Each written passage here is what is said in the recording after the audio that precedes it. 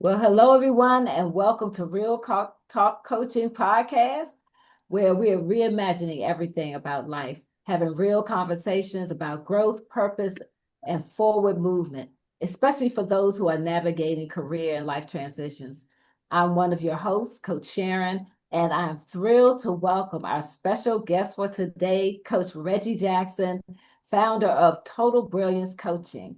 So, Coach Reggie, we are so thankful to have you here with us today. And before you introduce yourself, I'd like to share with our listeners our topic for today. We're going to dive into three intersected themes: authenticity, imposter syndrome, and code switching. So, it's going to be an exciting conversation today. So, Coach Reggie, could you tell us something about yourself? We know about you, but we want our audience to know a little more about you. Sure. So the first thing I'll say is please visit me at totalbrilliancecoaching.com for anything I leave out. Uh, the first thing I'll say is I love coaching. I've been doing it professionally a little over 10 years.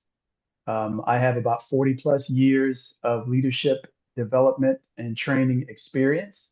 Spent 20 years in the Marine Corps. I have six lovely grandchildren. I was a federal employee until earlier this year, but I was building my practice at the same time, and my love of coaching afforded me the opportunity to also support coach training programs in the federal government. As a support structure for coaches, I'm a mentor coach, meaning I help train coaches and I work with them to improve their skill as coaches. I'm also a coach supervisor. And as opposed to the word supervisor that we think of as a hierarchy or a reporting structure, this is more of a partnership where I work with coaches to help them explore, reflect, and refine their coaching in a way that gives them uh, honestly peace and clarity, not only on their practice but how they approach their coaching. And so, for the topic we're going to be talking about tonight, that shows up in coaches as well as the clients we coach, because we're all people. Thank you, Coach Reggie, for that lovely introduction. And again, we welcome you to Real Talk Coaching. So let's just jump right in, right? So we want to talk about authenticity, alignment, not necessarily anarchy, right? And so when we think about authenticity, um, it's like a light switch, right? You're either on or off. You're either being authentic or you're hiding or you're covering for certain things. And when we think about marginalized communities, there's a lot of pressure for us to project an image that is unwavering in strength and perfection, right? To maintain authority and visibility. You just mentioned, having 40 years of leadership. So I'm sure that you've had some experience there. So when we think about, being authentic, we want to explore the cost of being in performance, and what does that really do to a person? Authenticity is not about necessarily not having no filter, right? Or being destructive, right? But we want to look at it from a perspective of being aligned with your internal values and your external actions. So when we think about being out of alignment, then we think about, how draining that can be of someone's energy, of someone's time, even of someone's faith. Um, so when we talk about leadership, we really want to think about how it starts with holistic self-care. And I know in coaching, that is definitely something that comes up when you're talking to leaders and we're talking to leaders. We want to think about, the way we manage our mind and our body as a foundation for our external experience. When we're misaligned, at times we end up, being in places where we tend to adopt different phrases, we hide our passion, or we just kind of cover ourselves and we don't live to our full potential. We don't show all that we bring. So when we discuss the crucial signs that tell us that we're not operating in alignment, that we're actually operating from a script rather than being genuine in our authentic selves, then we really want to discuss what impact does that have on us. You mentioned to us that you have military service, you've worked in the federal government, and so I would like to ask you, when working in these high stakes, high discipline environments, the pressure to project strength and perfection can be great. Mm. So, how did you personally define and navigate showing up authentically within your military or federal service? Often, when you had to, and these can be spaces, right, where uniformity is emphasized over individuality. Yeah, yeah, for sure. Um, it took a minute, honestly, because and one of the things you mentioned, and you mentioned it more than once, and that's your authentic self. And so the first thing is to even be able to identify your authentic self, because as we grow, we are told, and in some cases, not only what to think, but how to think and how to speak, when not to speak. Expectations are set. If you're going to be in this house, you're going to fill in the blank, or don't leave this house and fill in the blank. So even from the earliest ages, we had expectations placed on us. Uh, and in some cases, even where we went to school, or if after high school, you know, you either go on to school, or you getting out of here. Fast forward into a profession, whatever it happens to be, whether it's military, civil service, whatever. There are spoken rules and unspoken rules. And so authenticity, or dialing into your true self, in a true self, is not encouraged. And in some cases, it's not even mentioned. So you have no idea who your authentic self is or who you are. So I would assert, for most of us who are within, I'll say, a 10 or 15-year age span, that wasn't something we even thought about. Now, my children have children, and they're in their 30s and 40s, believe it or not, and their approach to authenticity is much different. Their approach to authenticity and who they know themselves to be, or at least who they want to aspire to be, is something that came out of their generation, that those of us who were in the generation before, that raised that generation, just didn't have. It wasn't a conversation. So I think a part of the conversation that we'll be having is first unlearning, before you can even learn about or live in your authentic self, is just to really reflect on, and that takes time. And some of us don't take the time to pause and reflect and think about how we are, who we are, where we're being, and who we're being in different places and spaces, because that gets into the code switching, which, I know that'll come up as well. But, first, just paying attention to how you show up. And that's kind of coachy language, in translating, paying closer attention to the impact you're making, the thoughts you're having, and most importantly, whether you're trying to impress someone or not. Right? Because when we operate to impress or to perform, that's a standard that's already been set. And in many cases, that has absolutely nothing to do with who we are.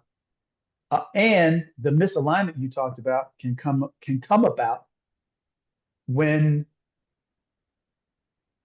what we're being asked to do, or what we believe we should be doing, or how we should be performing, is not aligned with what makes us comfortable in insofar as it relates to our values. So I'll pause there, because I've used a lot of words, but values is something that when a value is breached or when a value is compromised, we get a visceral reaction, right? And once we tune into that visceral reaction, then and only then can we start to examine how that value or those values have been violated. I like how you mentioned kind of the generational difference when thinking about authenticity. We had that conversation not too long ago when we had part one afterwards at the coaches at R.E.A.L.Talk, and I had kind of brought up and mentioned, is it real? Right? Like, is this idea of being your authentic self and showing up your authentic self? Is it really, a concept? Because me growing up, you're just supposed to be who you are, right? You're just, you're supposed to come in with dignity, integrity, honesty, truth, those, whatever those values, those things are. We didn't necessarily have a term authenticity. But now that term does exist. And there's now a generation that I feel like is trying to figure out how to define it, in now kind of aligning who they are with what someone has said authenticity is. When you look up authenticity in the dictionary, right, it's actually talking about, it's more about saying that something is real, right, or something has a certain value. It being right, a thing being authentic, a painting being authentic, right? So it's interesting that now we're in a space where we're actually aligning that term with humans and who we are versus things and treasures. Yeah, I'm a bit of a word nerd, and I love that you talked about authenticity and its definition.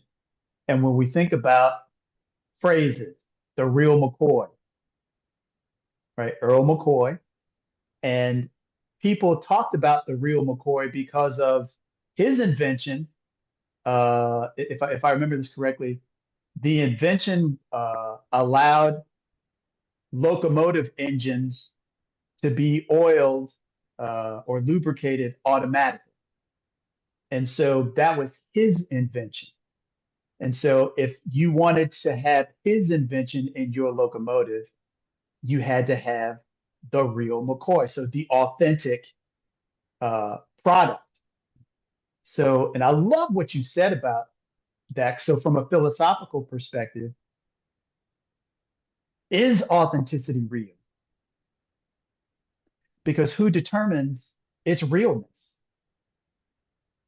So for those who have children, and if you have more than one child, you notice in their earliest stages, that is their authentic self, their personality.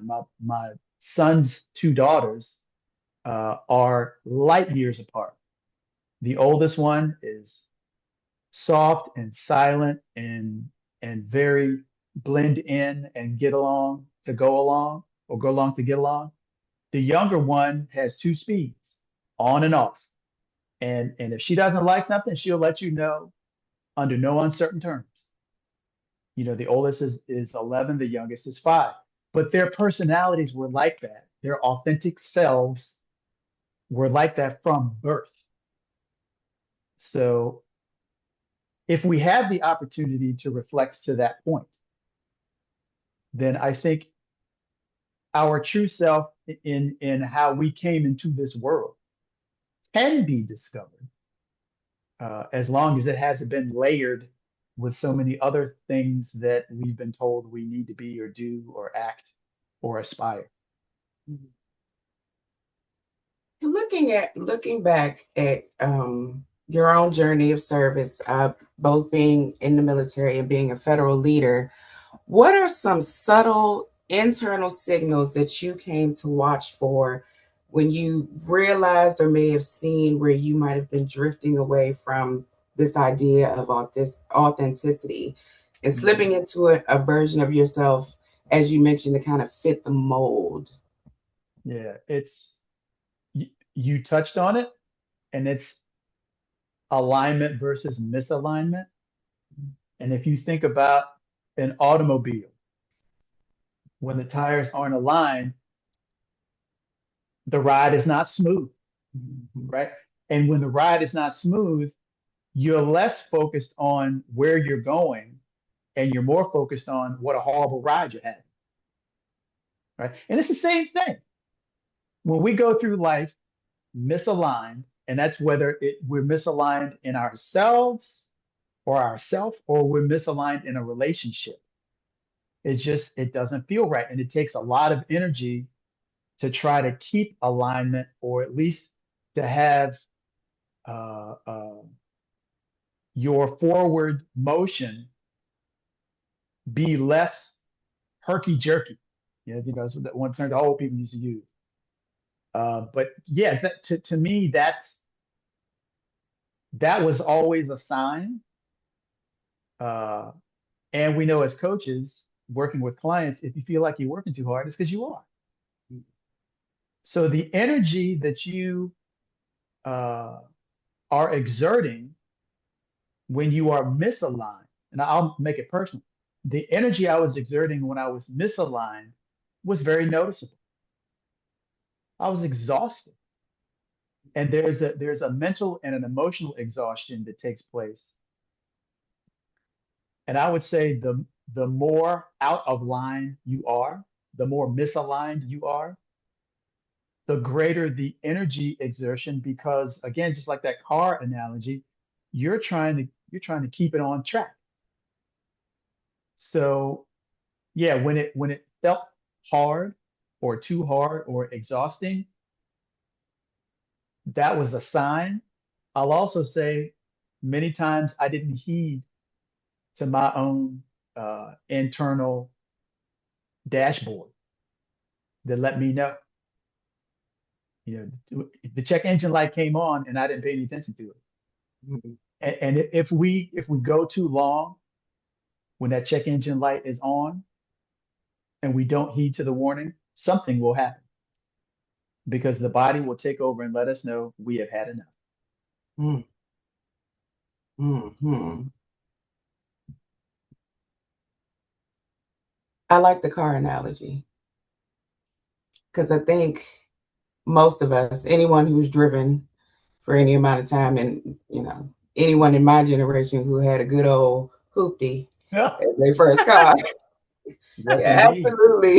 you absolutely understand what it means. When you go get a tire change and you don't get that alignment, and it's bumpy, and it's not rocky. And you're right, the amount of energy, and if we think about the car, the wear and tear that ends up happening on your frame and different things, there's a cost to that. Just as you mentioned, there's an energy cost, right? That you mentioned when we are misaligned, and not kind of living to our values. I think I'm going to stop using that authentic word for a little while and stick to the kind of just being aligned with your values, right? Because I feel like that's a checklist that I can see and hold on to. Authenticity to me can be a little bit, I feel like too many people can define it, right? And can potentially try to define it even for myself, whether it be my loved ones, the people that I work with, or, anyone that I engage with. But if I think about aligning it to values, right, then those are mine. And that could be my checklist, kind of my, maintenance repair order, my 15-point check or whatever that is when you get your oil change, right? Right. Kind of thing. So okay, I like that. I like that car analogy because I feel like I feel like our audience can flow with that. So as we, continue to, as we discuss authenticity or maybe alignment, it's naturally for us to think about how we show up and how others see us, and whether or not, we show up as ourselves or we show up a little reserved. And so when we think about that extreme side of being reserved, we have the term imposter syndrome, that we are now engaged in this day and age. Another term for us to analyze. So I'm going to turn it over to Coach Terri. Yeah, thank you. So the, the thing about being an imposter is that it is rampant, especially among Black professionals um, who are high achieving or high performing. Mhm. And it's not that they lack the skills, the experience, or the credentials. It's mostly that they internalize the external narratives that say you don't belong here, right? Um, Especially if you are the only Black person on your team, or the first in your agency or organization, or the only or the first in the C-suite of your organization or Mhm. agency. Mhm. And so that feeling creates that vicious cycle because you feel like a fraud, so you over prepare or you overperform, and then you burn out, right? Mhm. And then, or worse, get complacent and you don't even try to grow anymore, right? And so that reinforces that voice that says, well, you didn't belong there in the first place, right? Mhm. And so we end up thinking that we're pretending to be something that we're not because that's what the script is in our head, right? And Mhm. so I think that we should be able to distinguish between healthy humility, knowing that we are always open to learning and growing, and that unhealthy fraud of imposter syndrome that says you are not, you don't belong here and you're not worthy of being here. And so my question to you, Coach Reggie, is that you've navigated these highly structured environments like the military and the federal government where credentials and titles are everything. And from your personal experience, I just wanted to know what you think triggers that feeling of being an imposter, the voice that says somebody's going to call me out, even when you know your service record and your experience had the results that you wanted. Mm. Yeah, I have my own reflection going on. That's a loaded question.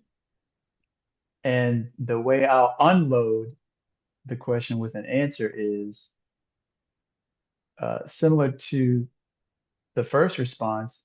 It took a minute because, in my own history, I was a lot of firsts. Even back to high school marching band, I was the first Black drum major. Uh, I'm not going to carry you through my career because we don't have that much time. But the reality is we get into comparison, right? Or again, making it personal. I got into comparison. And in those places and spaces where we are the only, or and look, I spent most of my adult life in the Marine Corps, and we're the few, the proud. However, as you are one of the few, sometimes it's difficult to be proud because you're trying to find what is it I should be proud of. Because if you're in a place or a space where you are in the minority in more ways than one, there will be those who look at you as if you don't belong. So to your point, it becomes, or it can become, a self-fulfilling prophecy. But I had my own come to Jesus moment because I said, I cannot continue down this path because I'm exhausted all the time. And I'll tell you exactly when it happened. Was when I'd already retired from the Marine Corps. I was working as a DoD contractor at the time. And quite frankly, I had a supervisor who, unbeknownst to me, and she found out before I found out, our vice president wanted to replace her with me. So she did everything she could to undermine everything I did. I was the first one to get a substantial bonus after only having been on board for a handful of months. There are others who deserve that more than you. So some of the imposter syndrome, when we allow it to take hold, has voices outside of our own. And so imposter syndrome in many ways can tie into inauthenticity because we begin to doubt who we are. And I'll go back to what I said before. And this was true for me because, in elementary school, I was bused. So in many classes, I was the only little black boy. So, and that had an impact as well. So when I think about how did I switch gears or when did the light come on? It actually came on when our company got bought out. We were a wholly owned subsidiary of another organization. They filed bankruptcy. Another company bought our subsidiary. And she then used that opportunity to build a case against me.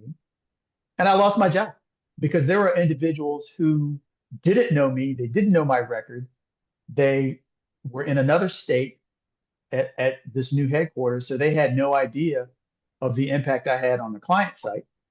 So that was my moment because there were plenty of times I could have spoken up for myself, but I didn't because from my Marine Corps, we're a team and this is your hierarchy. I kept my mouth shut and I said, well, I'm doing such a great job. How can I not? So that was a period of time where I really began to doubt who I was. Was I really doing a good job? Did I deserve this? It's like, oh, wait a minute.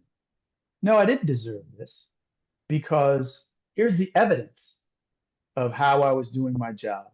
Here's the evidence of the impact I made on the folks that reported to me. And that was more of my supervisor's issue than mine. So I spent some alone time, some me time, really reflecting. And so where imposter syndrome is concerned, if we spend too much time mired in the narrative that and you mentioned this, that we've created for ourselves, we'll never come out of it. I'll also say during that time, I sought therapy. And that was extremely helpful because my therapist was able to help me separate what was true and what was fabricated. And more often than not, imposter syndrome is fabricated. So in the absence of evidence, we will create it. And I really do believe that's a lot of where imposter syndrome comes from, when it truly is imposter syndrome. Now, if you've been placed in a position that you either didn't earn or you don't have the credentials or you don't have the training, then yeah, whatever feelings of imposter you feel could be true. But if just like old folks you say, when you know that you know, that is a sign for you to start paying attention.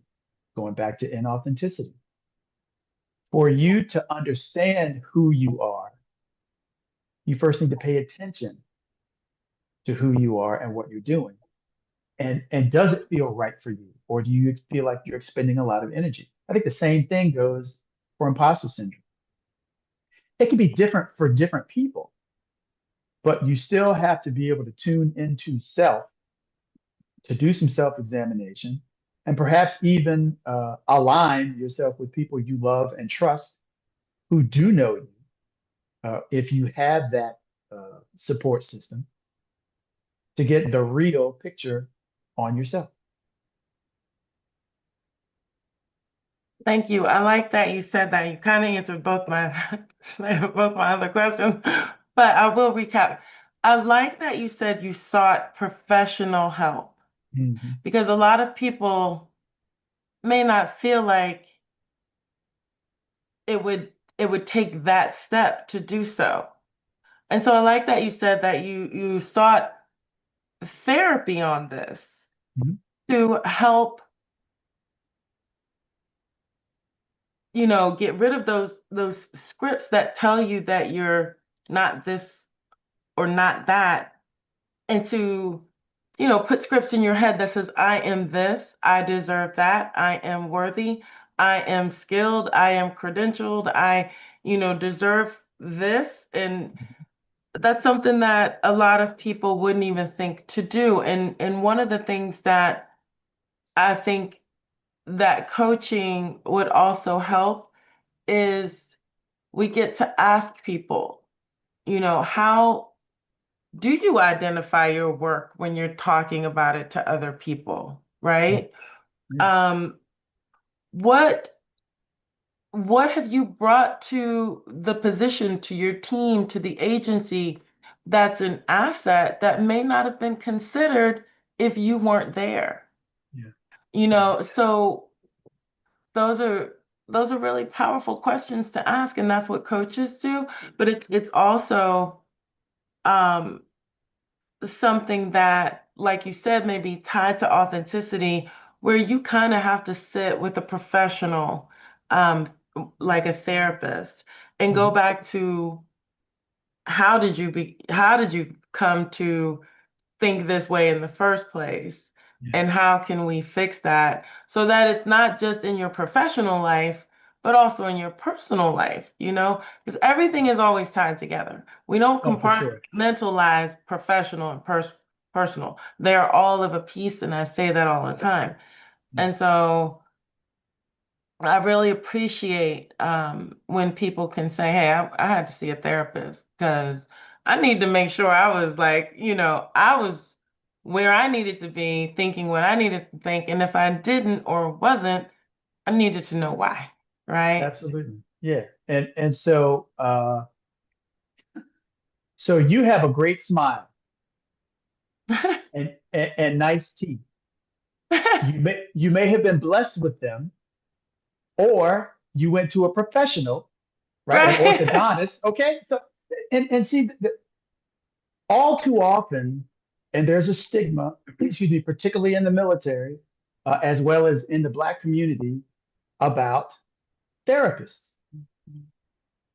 We will, we'll go to the dentist, we'll go to the orthodontist, we'll go to the cardiologist, women go to the gynecologist, the podiatrist, all the ists, right?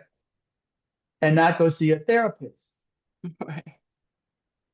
And look, I am not trying to start an argument. However, I will say you can't pray everything away. Okay, you can't.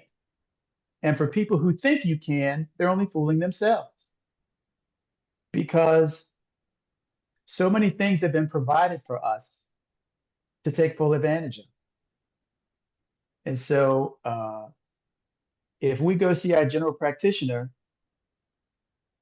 and they say, I really think you should see a specialist about this, whatever this is, and you say, that's okay. I'm just going to pray about it. I don't know that it's going to get better. You might feel better for a while, but if the ailment is not treated or if the disease is not paid attention to, it will run its course. So if we are running this script in our head, that script will continue to run. And if it is causing us harm, it won't get better by itself. Ooh, you done started something with the prayer thing. And what I would say to that is, we are human beings. We're very complex, right? Mm-hmm. Mm-hmm. And if you are into praying, that's a good thing Oh, for sure. because that may direct you to where you need to go, right? Right. Right. You So know, we've all heard the joke from the pulpit. It's told in a lot of different ways, but the short version is, you know, three boats came, the flood yeah, waters rose, right? And he said, hey, I sent you three different ways of getting to safety. You know, so sometimes, and this goes back to what I said, if we're not paying attention, if we're not creating our own awareness, if we're not aligning ourselves with someone or a community that can support us and at the times when it's difficult for us to support ourselves, right? As coaches, we've all heard this, and I'm sure other people as well. It's the oxygen mask analogy. We're so busy trying to help everybody else, and we're running out of air. So when we're able to, and humility, I heard that word a little while ago. In our inhumility, we can continue down the path of inauthenticity and continue perpetuating this imposter syndrome. So again, it becomes a self-fulfilling prophecy. yeah. And you can get caught in that cycle until you burn out and just give up. Mm-hmm. And then, just like you said, self-fulfilling prophecy, it's like, well, I guess I wasn't as good as I thought I was, or worse, they'll think you weren't as good as you thought you were. Yeah. And, you know, I just really want people to really get that a lot of these scripts, when it has to do with imposter syndrome, starts externally and you internalize it, right? Because we hear the stereotypes, we hear the bias, we experience those things.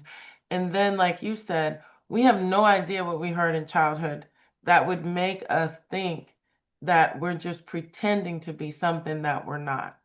Mm-hmm. And so it's really important to identify that that's what's going on first, and then take steps so that you don't have to keep going through that vicious cycle. And so Right. I really, really thank you for discussing imposter syndrome. It's one of the things I hear all the time. It doesn't matter what leadership conference we're in. It doesn't matter, what employee team building exercise we're talking about. I hear that all the time. Mm-hmm. And it's not just a Black person thing, it is universal, right? Indeed. So I really appreciate you talking to us about imposter syndrome. And so we're kind of going to transition beyond authenticity and imposter syndrome and talk about something else that many, many people do in the workplace. And that is portraying an identity depending on which room we're in Mm-hmm. or the context of the conversation that we're having, right? You know, what we call code switching. For somebody coming out of the military's emphasis on uniformity, this can be especially complex, right? Mm-hmm. And Coach Mm-hmm. Sharon is going to talk about how code switching can be useful, but also how it can backfire on us. Yes, yes. Thanks, Coach Terri. So code switching, right? Coach Reggie, I heard you say a couple of things before about inauthenticity and imposter syndrome, how it can be exhausting Mm-hmm. all the time. And code switching is the same. It can be exhausting to be able to do. It's become a survival skill for those who are using it to navigate systems that weren't really built for us. Right. And we have to, we honor that the fact that it's here, but also we have to keep in mind that we don't want it to be a default setting.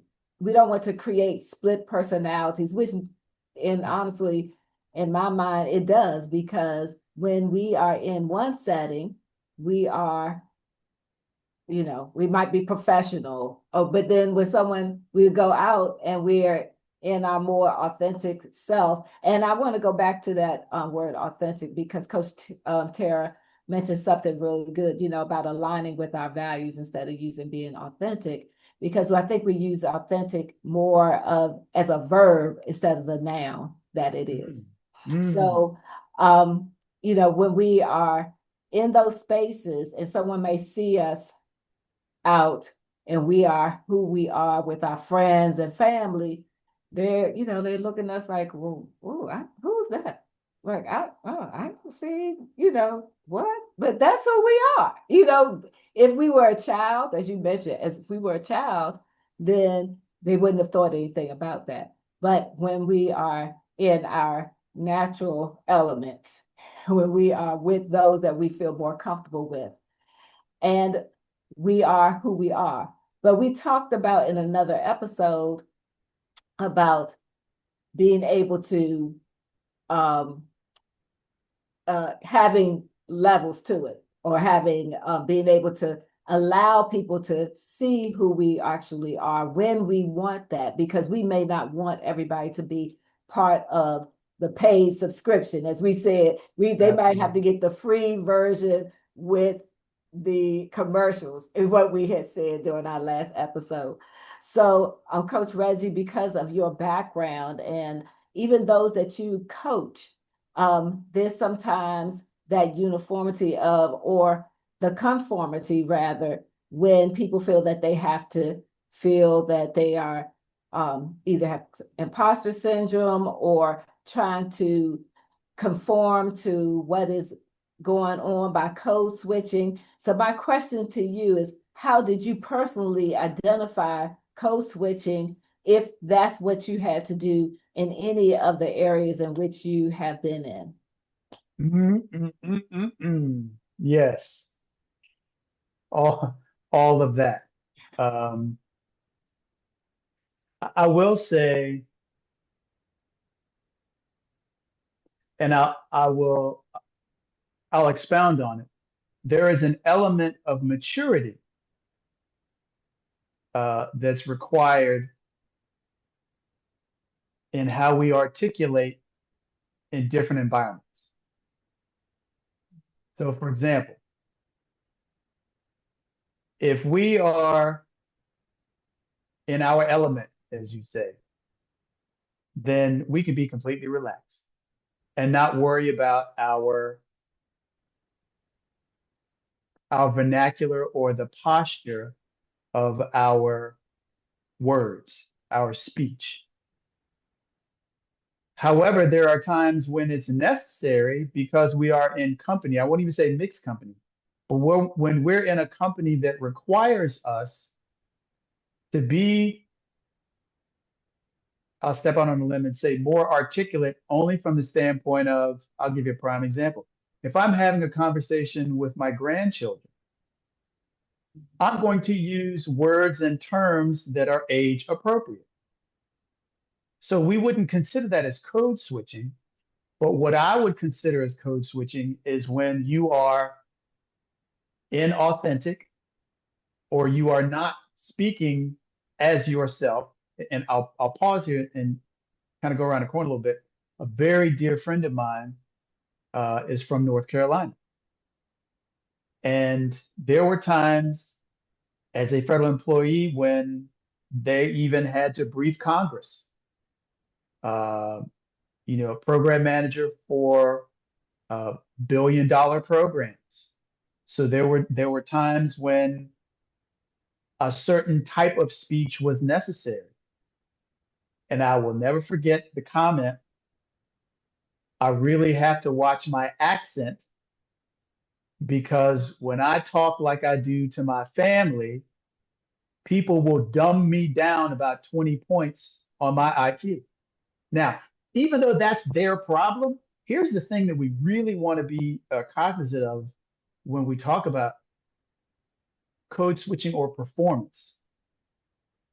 More often than not, depending on the situation we're in or the environment in which we find ourselves, what the majority or those who are in power expect if we're going to be in that space is, quite frankly, a way that we need to operate. Now, again, excuse me, when it violates a value or values, that's when it's time to reevaluate. So where code switching is concerned, if it doesn't feel natural, because in some ways code switching can be multilingual. So depending on what part of the country we come from, and the vernacular or some of the phrases or terms, like I ain't studying. Now, somebody from Michigan might not understand what that means. But when we change our speech to a degree where it doesn't feel natural, it doesn't align with our spirit, then that's when code switching can be not only a hinder, but it can be discouraging to us emotionally and psychologically. So again, it goes back to this awareness piece. What is this doing to me? Somewhat of an analogy. I went to ICF Converge. You and I saw each other there last. And we did a lot of walking. And I noticed the shoes I was wearing, while they were comfortable, they really weren't set up for or designed for that much walking. And so it actually rubbed, a blister on the ball of my foot because I kept it up too long. And then it changed my gait. I wasn't walking the same. And then I just had to change those shoes. When I got home, I got a pair of insoles and the shoes feel great. And so using that same analogy, if we are traversing through life and it begins to rub us raw where code switching is concerned, that's a sign. Very much like the check engine light or our tires being misaligned. It's energy draining, whatever it is, right? And that is our body's way of letting us know, hey, champ, something is not right here. So again, there are times when our way of speaking requires maturity, whether it's with the audience or the language we're using and how we want to present ourselves. Because yes, we have a professional side and we have a personal side. I am thrilled to say that with my clients, they get a very nice blend of both.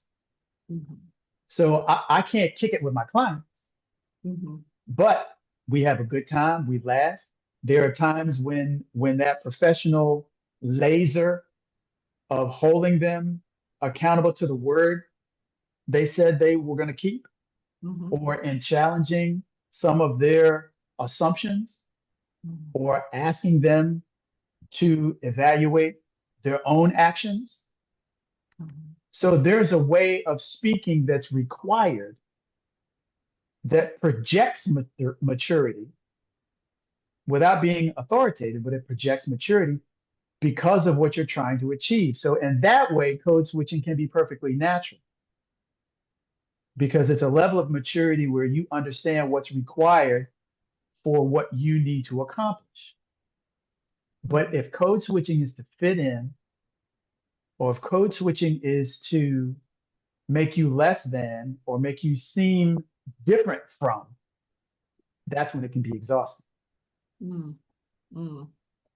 You must be like reading my mind, because that actually was moving towards the next question I was going to ask you. But I'm not even going to ask you because you actually have kind of given some practical steps that people can take when they are in a place where they feel that they need to move away from code switching, or to adapt to an environment where they're creating a space that they're comfortable in and be able to communicate at a level where it's conducive for everyone that's in there. So I want to thank you for sharing that with us.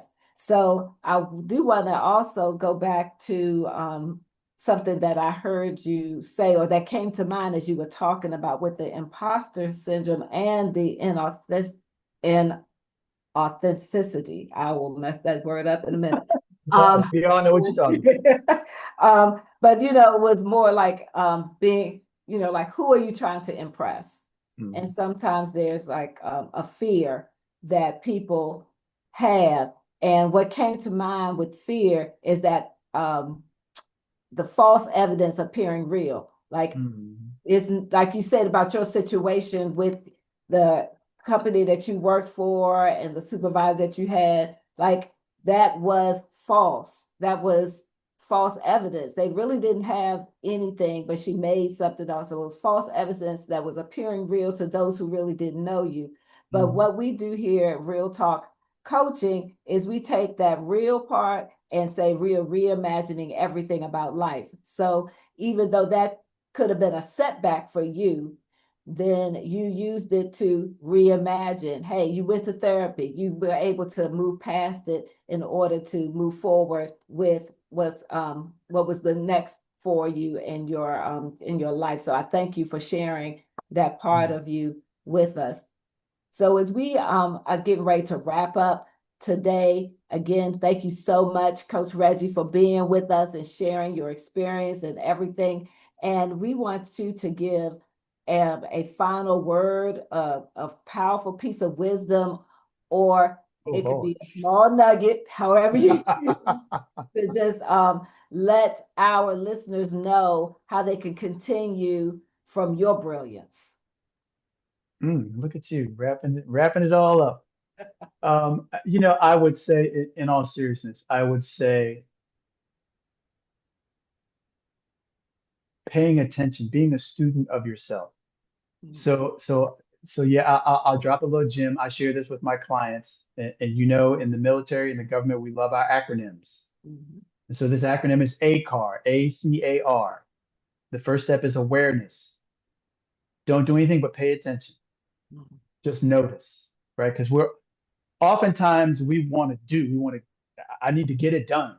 And sometimes we try to get things done. We don't know what we're doing, but we just know we need to do something. So A, awareness, just notice, pay attention. C, choice. Create a list of ideas from the awareness you've created as far as what your next step could be. The next A, action. Go to that list of choices, pick one. R, responsibility. Once you've taken action from the choice you listed, from the awareness you created, take responsibility for it. If it doesn't turn out the way you thought it was,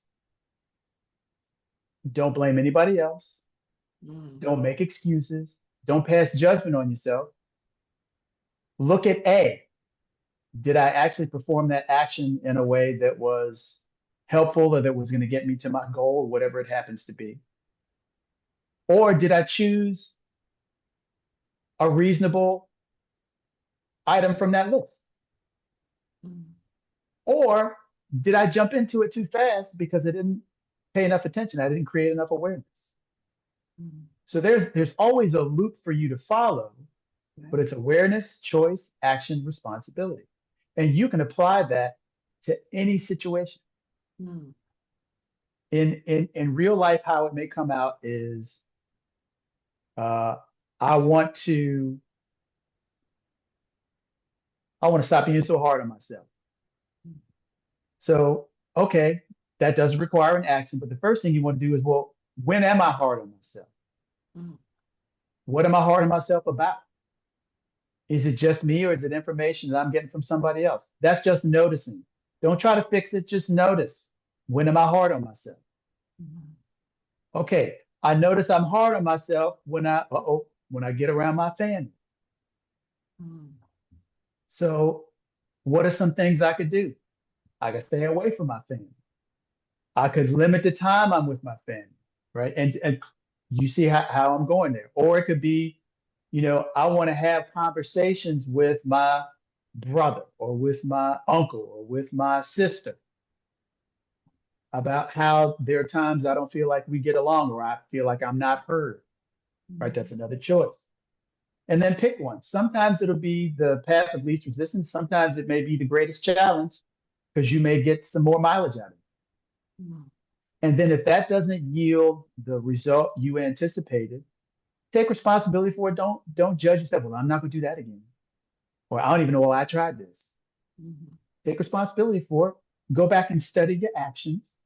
Or maybe even bring somebody else in. Maybe that's an awareness to that you need to consider because it's someone else's perspective. Mhm. But that's just at a very high level, awareness, choice, action, responsibility. Okay, well, thank you, Coach Reggie. All right. And so I want to turn it over to Coach Terri. Yeah, thank you, Coach Reggie. This conversation has been what Sharon described as real, reimagining everything about life. And the core message that we would like to share with authenticity is that it is non-negotiable when it comes to personal peace and professional excellence, right? And I like the way that you and Coach Tara discussed authenticity being in alignment. And I want everybody to remember that being in alignment and being misaligned are two different things. And that's how you can tell whether or not you are being authentic. If you feel out of alignment with your values, chances are you are not feeling authentic, right? Mm-hmm. And the antidote to, imposter syndrome isn't getting more credentials. It's Taking those about boxes. claiming your unique value and being accountable. And part of being accountable means seeking help outside of yourself if you need to. And we talked Mm-hmm. about not just coaching, but also seeking a professional therapist if you need to, just like we do if we need to see the dentist or if we need to Exactly. see another type of specialist, right? Exactly. And then we realized that the goal of code switching isn't about survival, right? But it is about being fluid and flexible in the places that you're in, you know? Mm-hmm. And sometimes certain certain things are required from you in certain spaces that aren't required in others. And that is okay as long as it still aligns with your values, right? You wouldn't talk in church the way you would talk at the club, you know? So it is different. And both are okay, right? Yeah. And so now I'm going to pass this over to Tara. Well, this has been awesome, right? We have had a really good conversation. Again, Coach Reggie, I thank you for joining us and for sharing with us. Thanks for having me. We had some actionable takeaways, and they're really they align very well with your ACAR acronym, that awareness, choice, action, and responsibility.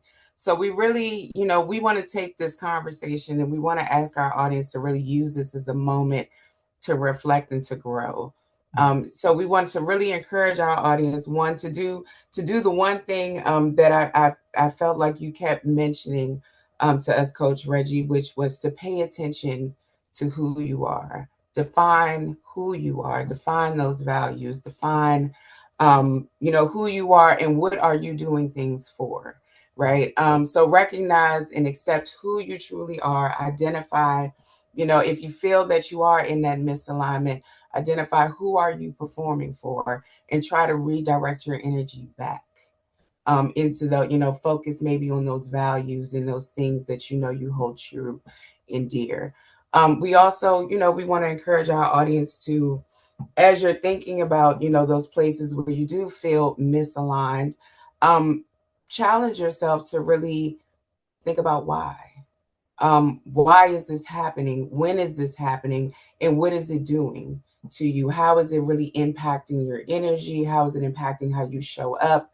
Especially how you show up in those spaces where you do feel like you should be your most relaxed, peaceful, almost childlike self, right? In Coach Reggie, you also mentioned, when you're going through these steps of thinking about who you are, identifying where you may be misaligned, and thinking about those energy draining spaces, give yourself the grace to grow. Right? Give yourself, don't judge yourself. Really use it as an opportunity to identify just another place that you just want to work on and build yourself up from, so that, when you do go into all the spaces that you walk into, that you are feeling comfortable, you're in it, your cup is not empty, but you are in a space where, you can be your full self, your most aligned self. Yeah. I would be remiss if I didn't drop this last little bit, because we've been talking about alignment. So I'm also happy to say that I'm a co-author in Cracking the Rich Code, Volume 17.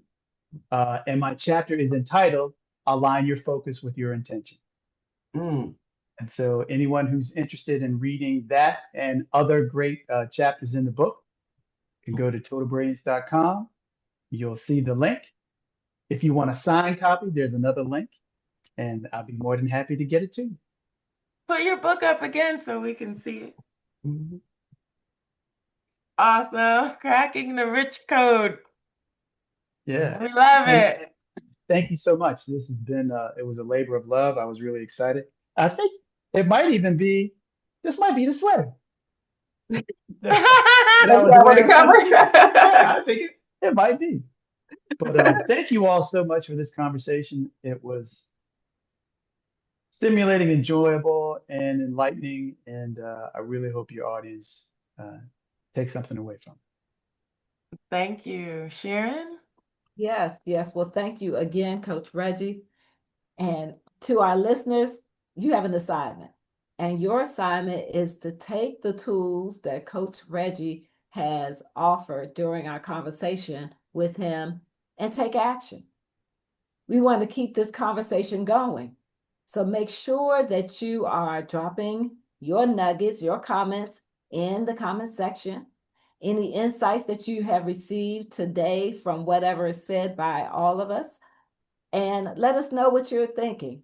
And make sure that you continue to follow us, like and subscribe. Use the hashtag R.E.A.L.Talk Coaching so we will know that you heard us. And if you want to, visit our website at realtalkcoaching.net or reach out to us at info@realtalkcoaching.net, because we want to hear from you. Or if you want to just talk to us individually, just let us know by email. And again, thank you so much. And until next time, keep reimagining everything about life. Thank you. And we will be putting Coach Reggie's information in the description of this episode. Have a good one, everyone. Thank you.